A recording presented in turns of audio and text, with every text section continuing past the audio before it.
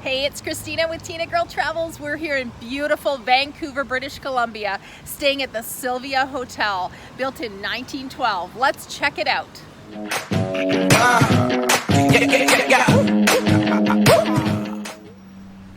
The Sylvia Hotel is located on the corner of Beach Avenue and Guildford Street, right across from English Bay in Vancouver. English Bay is also known as First Beach and is located in the city's West End neighborhood, which has tons of great restaurants, pubs, and cafes. It's one of the best places to watch the sunset. You'll enter the Sylvia Hotel on the Guildford Street side, under the blue awning. As you come inside, you'll notice a beautiful stained glass, marble, and old woodwork. I'll tell you a bit later on in my video about my experience with check-in and check-out. The hallway near the reception showcased beautiful old pictures of the Sylvia and the area in its early years. The hotel offers parking for about $20 a night straight through those doors. So I'm struggling a bit to tell you this part of our stay. I don't like to say anything negative about businesses on social media. However, we paid a lot of money to stay at the Sylvia, and staying here had been a dream of ours for many years. Every time we drove past it, when we would visit Vancouver, I'd always say, I want to stay there next time. And I booked our room on hotels.com. We arrived late on a Friday night after working all day and then driving for 5 hours. We checked in about 11 o'clock at night, and I asked what kind of room we had, and she said we had a queen room. I asked if it was possible to get an upgrade to a king and have a view, and they were not able to upgrade us, and they assured us that we would have a partial sea view. So let's take a look at the room they gave us for the weekend.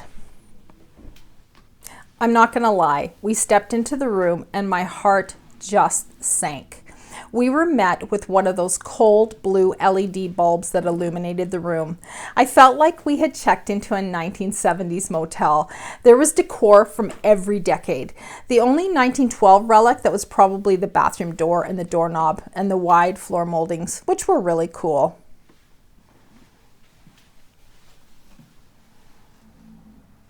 As you can see, the bathroom counters were just sad, and the view out the window of the bathroom was probably the best that the room had to offer.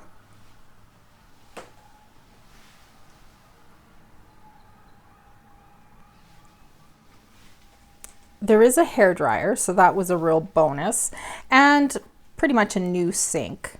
But I want you to check out this toilet, and it was like crammed into this little space, and I'm just going to leave that to your imagination. The shower and the tub were clean, but the shower head was like, I don't know, it was just the worst shower head, just kind of sputtered out water. Yeah, it wasn't anything impressive. Our room had baseboard heaters, and I get it, there's no ductwork in a hotel built in 1912, but things like this should be upgraded for safety's sake. There was a peephole in the door, which was a good thing. This is your air conditioning, so just keep that in mind if it's a hot time of year, should you need it. There was also an ironing board and an iron in the room. The ceiling tiles in the room were really sad. It felt like you were sleeping in an office building, and other rooms didn't have that, we noticed as we were leaving. So this was the view out of our room. I don't know if you can see the ocean or not. I couldn't. But yeah, not really that impressed with that. Okay, so let's get out of this terrible room and get back to some great reasons to visit the Sylvia Hotel. This is the restaurant. It's right across from the lobby on the main level. You can enter right from the street or come in, from the lobby, from the hotel. And so we had breakfast both mornings here. We sat outside and it was just lovely. And this place is quite busy throughout the day for lunch and dinner as well as breakfast. So the food was really good. The prices are quite reasonable.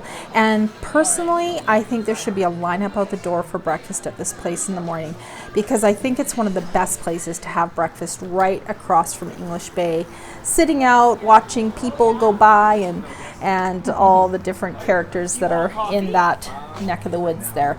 So it's kind of a fun place to people watch. Okay, so, and here's a picture of our breakfast. But I do want to quickly talk about what happened when we left the hotel. So I came down to the registration desk and I gave them my room key and I said, so was that the way this whole entire hotel looks? Because I was disappointed in the room. And she looked at my reservation and said, oh, well, you booked on hotels.com, and if you book directly with the hotel next time, we'll be able to do something better for you. So I'm not sure how I feel about that, and I'm not sure if I'll be staying there again. So the reason I say that is because overall I kind of got the feeling that I was being punished a little bit for booking on a booking website rather than going directly through the hotel. So as we were checking out, I kind of asked her, like, do all the rooms look this bad? Like, I really had expected that this hotel had been renovated and we were going to stay in this kind of old world cool hotel from 1912. And no, our room was terrible and I'm really sad about that. So when I was leaving, she handed me this card and said, call the hotel directly next time and we'll take care of you. And I kind of thought, you know what, I think every guest should be taken care of, whether they booked on a booking website or booked directly with the hotel. So that's just how I feel about it. And yeah, so I'm not sure if we'll stay there again, maybe, maybe not. But thanks for watching.